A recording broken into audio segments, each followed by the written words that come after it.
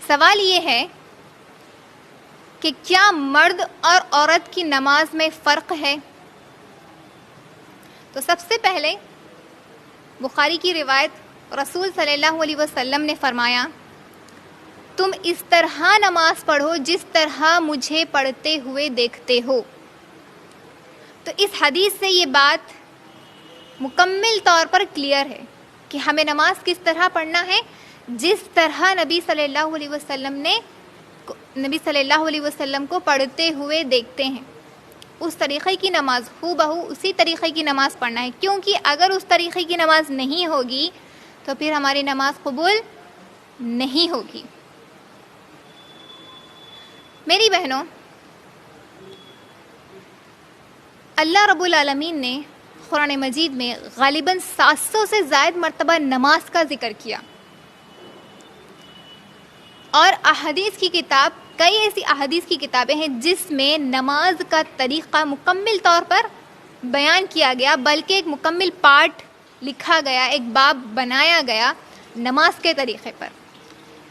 لیکن نہ ایک بھی آیت ہمیں ملتی ہے، نہ ایک بھی حدیث ہمیں ملتی ہے جہاں پر یہ ذکر کیا رسول صلی اللہ علیہ وسلم نے یا اللہ نے فرمایا کہ مردوں کی نماز اس طریقے سے ہوگی اور عورتوں کی نماز اس طریقے سے ہوگی۔ نبی صلی اللہ علیہ وسلم نے یہ نہیں کہا کہ اے مردوں تم اس طرح پڑھو جس طرح مجھے دیکھتے ہو، یعنی کہ مجھے دیکھتے ہو، یا یہ نہیں کہا کہ اے عورتوں تمہیں علیحدہ سے نماز پڑھنا ہے، الگ طریقے سے نماز پڑھنا ہے۔ نبی صلی اللہ علیہ وسلم نے فرمایا کہ تمہیں نماز اس طرح پڑھنا ہے جس طرح مجھے پڑھتے ہوئے دیکھتے ہو۔ اسی طرح میری بہنوں، امی عائشہ رضی اللہ عنہ، جنہوں نے 2000 سے بھی زائد احادیث کو بیان کیا اور عورتوں کے بے شمار مسائل بیان کیے، تو نماز کے تعلق سے ایک بھی حدیث، عورتوں کی علیحدہ نماز کے تعلق سے ایک بھی حدیث نہیں ملتی ہمیں، جبکہ یہ بہت بنیادی عمل ہے۔ یوم آخرت کے دن سب سے پہلا اس کا سوال ہوگا، سب سے پہلا اس کا حساب لیا جائے گا، تو ہم عورتوں کو پھر معلوم ہونا چاہیے تھا نا کہ ہماری نماز الگ ہے۔ نہیں میری بہنوں، مرد کی نماز الگ، عورتوں کی نماز الگ، ایسا نہیں ہے۔ نماز کا طریقہ ایک ہی ہے۔ اگر ہوتا تو ایک تو بھی دلیل ملتی، لیکن قرآن اور حدیث کی روشنی میں ایک بھی دلیل موجود نہیں ہے کہ عورتوں کی نماز میں فرق ہے۔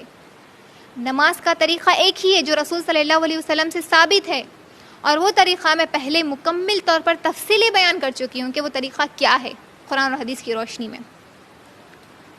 اگر ہوتا تو ایک تو بھی ہمیں دلیل ملتی، لیکن ہمیں نہیں ملتی۔ تو نماز کا طریقہ ایک ہی ہے، پھر وہ مرد کی ہو یا پھر عورتوں کی ہو۔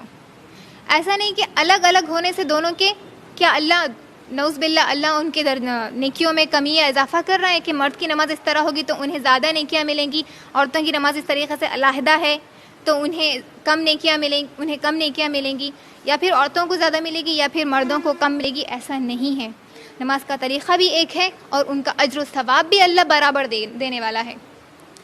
تو ان تمام باتوں سے یہ بات واضح ہے کہ مرد اور عورت کی نماز میں کوئی فرق نہیں ہے۔ انشاءاللہ امید کرتی ہوں کہ یہ بات آپ تمام کو اچھے سے سمجھ میں آ گئی۔